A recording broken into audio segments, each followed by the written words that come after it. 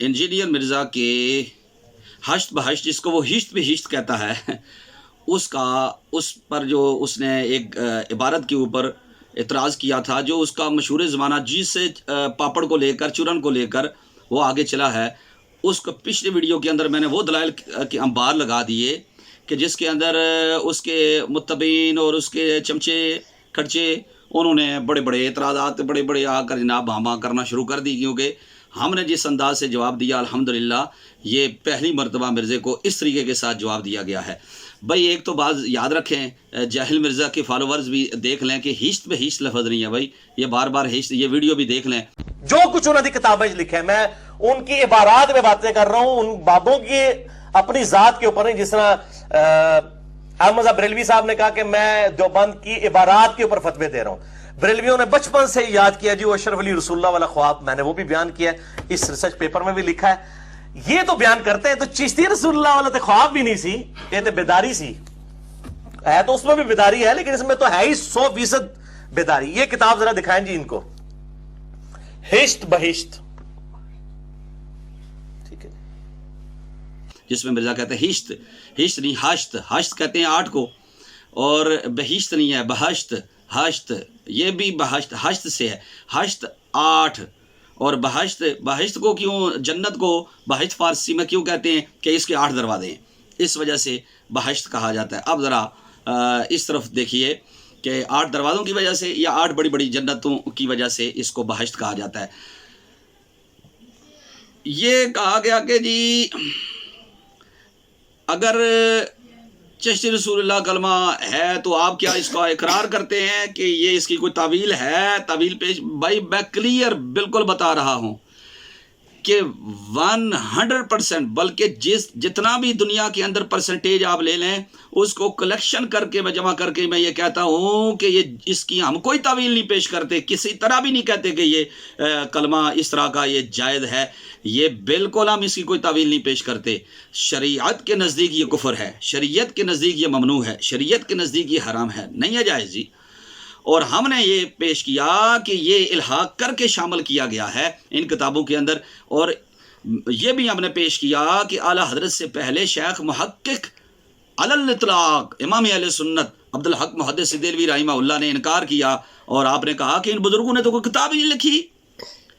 इन बुजुर्गों ने कोई किताब ही नहीं लिखी और इनकी तरफ मंसूब कर दिया गया है ये वाक़या। और फिर इस वाक़े के झूठे होने पर यह भी तो दलील है कि कभी ये फ़ायदुस सालिकीन में है, कभी फ़ायदुल फ़ुआद में है, कभी राहतुल कुलूब में है, एक ही वाक़या कभी कुतुब ज़ियार काकी की जानब मंसूब हो जाता है, कभी वो बाबा फरीद अली मसूद गंज शक्कर की जानब मंसूब हो जाता है, कभी वो ख्वाजा मोइनुद्दीन चिश्ती अजमेरी की जानब मंसूब हो जाता है, कभी यही वाक़या उस्मान हरवनी रहमहुल्लाह की तरफ मंसूब हो जाता है।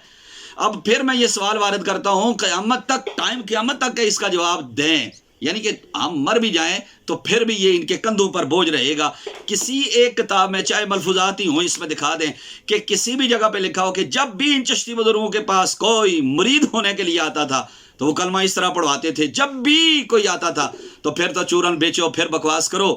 कि जी ये अपने नाम का कलमा पढ़वाते थे। नहीं, ये एक वाक़या है जो मुख्तलिफ जानब ये दर्जा, और एक ही लफ्ज़ों में एक ही तरह से कि तुम्हारा इम्तिहान लिया जा रहा था, तुम असल कलमा वही है, और ये तो उसको खिल्लत, और यानी खिल्लत उनको बाबा फरीद ने भी दी, खिल्लत फलां ने भी दी। ये पूरे कराइन बता रहे हैं कि ये इल्हाक किया गया है, ये इन बुज़ुर्गों की जानब इल्हाक करके इन बुज़ुर्गों की तरफ तान का दरवाज़ा खोला गया कि कोई मिर्ज़े की तरह का, कोई गुस्ताख, कोई मुँह फट इस तरह की बकवास करेगा और इन बुज़ुर्गों की जानब बकवास करता रहेगा। मेरा एक और इतराज़ है, सवाल है, एक तो इस सवाल का ये जवाब नहीं दे सकते जो ये कहते हैं कि जी अपने नाम का कलमा पढ़वाते थे, ये है तवातर, ये है लगातार, ये है इस्तिमरार, ये है कंटिन्यूसली ऐसा काम करते थे। क्या ऐसा होता था? या कहीं ऐसे है कि जब भी कोई मुरीद होने आता था तो ऐसे करते थे? जब वो एक वाक़या, तो एक वाक़े को गलत कहा जाएगा, उस इंतसाब को गलत कहा जाएगा, क्योंकि इन बुज़ुर्गों की वलायत तो साबित है। और ये किताबें को आपके पास इल्हाम हुआ है, आप इन मलफूजात को कैसे मान रहे हैं भाई? क्या बुखारी की शुरुआत के अंदर ये नहीं लिखा गया कि इमाम बुखारी बकरी की रज़ात के ऊपर भी उनके कौल लिखे होंगे? तो क्या आप बकरी की रज़ात मानेंगे कि बकरी का दूध 2 बच्चों ने मिलकर पी लिया जी, 2 जवान भी मिलकर पी रहे थे, 2 बच्चे मिलकर पी रहे थे, तो जनाब अब रज़ात साबित हो गई? क्या इस कौल को मानेंगे? क्या ये कौल काबिल अमल है? तो बुखारी की जाना मंसूब तो है, सदियां पहले मंसूब कर दिया गया। हम कहेंगे कि जनाब इमाम बुखारी का मुकाम है, ये भी बुजुर्ग हैं, یہ بھی بابے ہیں، یہ بھی بزرگ ہیں، تو ان کی جانب منسوب کر دیا گیا۔ جو چیز منسوب ہو اس منسوب چیز کو غلط کہا جاتا ہے، نہ کہ جن کی ولایت یا جن کے مقام اولو العزم مقام کا ثبوت ہو ان کو غلط کہہ دیا جائے۔ کیا موضوع اور اسرائیلیات حدیث نہیں ہیں؟ کیا ان کی وجہ سے جناب رسالت باب صلی اللہ علیہ وسلم حضور جانے جانا صلی اللہ علیہ وسلم پر تم تان کرنا شروع کر دو گے؟ یہی کہو گے کہ یہ موضوع روایات ہیں، ان کو ایک طرف کر دیا جائے۔ جیسے تم تاریخ کی غیر معتبر اور موضوع چیزوں کو لے کر آج کل سیدنا امیر معاویہ رضی اللہ تعالیٰ عنہ اصحاب رسول کے اوپر بھی تم تان کرنے لگ پڑے ہو۔ تو ہمارے استاد کہتے تھے جب تاریخ میں کوئی غلط بات آئے گی تو تاریخ کو غلط کہو گے، نہ کہ صحابی کو، کیونکہ صحابی کا اولو العزم مقام ہے۔ اس لیے ان چیزوں کی طرف توجہ کی جائے جو میں اعتراضات کر رہا ہوں، اور ان کے اوپر غور و فکر کیا جائے۔ پوری کتاب غنیت الطالبین حضور غوث اعظم کی طرف منسوب ہے، اعلیٰ حضرت فتح رضویہ میں لکھتے ہیں۔ پوری کتاب 500 صفحات ہے، پوری کی پوری کتاب حضور غوث اعظم کی طرف منسوب ہے۔ یہاں تو پوری کتاب منسوب ہو جاتی ہے، ایک قول کا منسوب ہونا کون سی اتنی بڑی بات ہے؟ اب یہاں سے یہ بھی دیکھیں کہ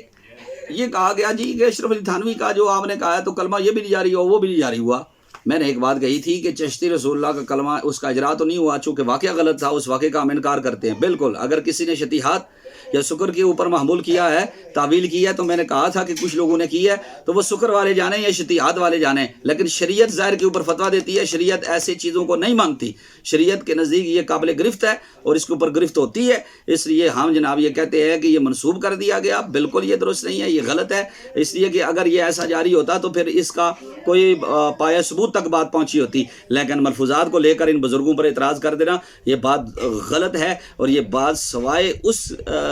زبان سے ادا نہیں ہوگی جس وجود کے قلب کے اندر خباثت اور رذالت بری ہوئی ہے۔ اب دوسری جانب یہ علمداد ہے، اس کو اس کے جانب اس کے ساتھ تقابل اس لیے نہیں دیا جا سکتا کہ یہ دیکھیں یہ میرے پاس اصل ہے، یہ 1336 ہجری ہے۔ بھائی 1336 ہجری میں مطبوعہ تھانہ بھون یہ جو رسالہ ہے یہ اشرف علی تھانوی نے 1336 ہجری میں اپنی زندگی کے اندر چھاپا نا جی، اپنی زندگی میں وہ حیات ہے، زندہ ہے۔ دوسری جانب ان بزرگوں کو گئے ہوئے زمانہ ہو گیا ہے۔ میں بار بار یہ کہہ رہا ہوں، پہلی بھی ویڈیو میں نے یہ کہا تھا، اور یہ اسی کے اوپر صفحہ نمبر یہ 35 سے یہاں پر وہ یہ لکھا ہوا ہے کہ تیرا جس کے ساتھ تیری نسبت ہے وہ بڑا متبع سنت ہے، اس لیے جو کلمہ تو پڑھ رہا ہے، جو تیرے منہ سے زبان سے جاری ہو رہا ہے، اشرف علی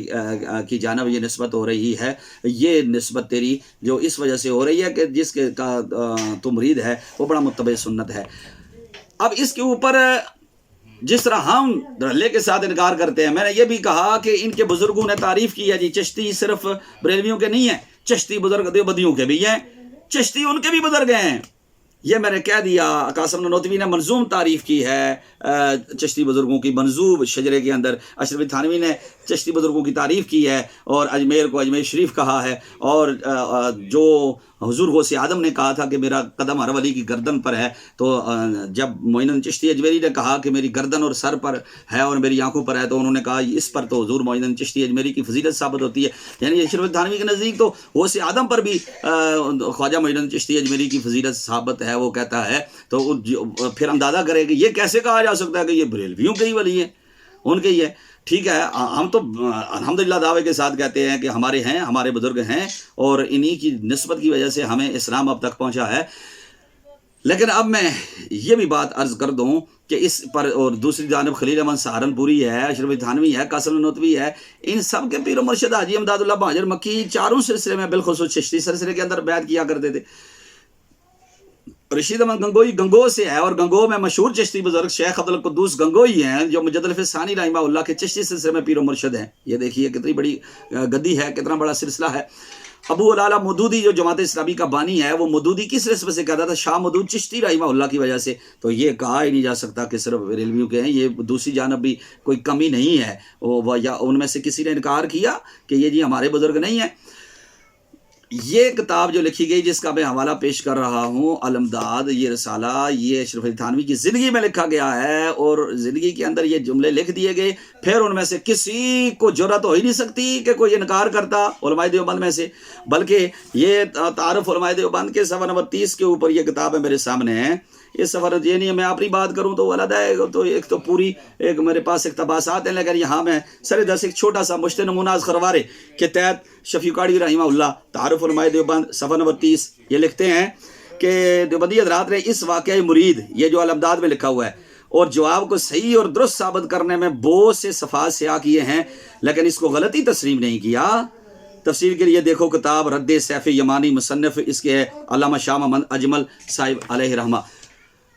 تو ہم تو حشت بحث کے اندر جو یہ واقعہ لکھا ہوا ہے اس کی تردید کرتے ہیں، اس کو کہتے ہیں کہ یہ بالکل جناب الحاق کیا گیا ہے اور یہ ناقل کی طرف مردود ہوگا۔ اس کا رد کس کی طرف ہوگا؟ ناقل کی طرف، کہ نقل کرنے والے نے یہ جناب جو بیچ میں شامل کیا ہے، یہ ملفوظات کی کوئی حقیقت نہیں ہوتی۔ یاد رکھیں، ملفوظات کسی بندے کی تصریف نہیں ہوتی، اور یہ تمام ویڈیو دیکھنے والے اس بات کو غور سے